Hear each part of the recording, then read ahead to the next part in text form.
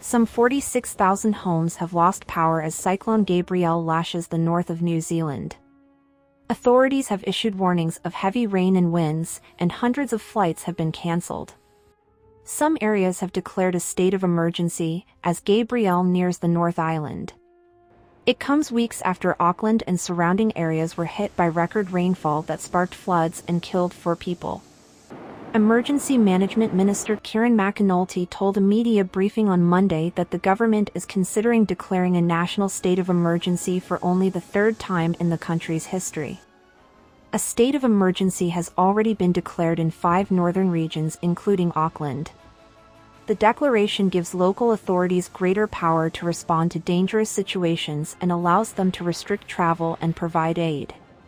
New Zealand's meteorological agency, Met Service, said Whangarei, a city north of Auckland, had received 100.5 mm of rain in the past 12 hours.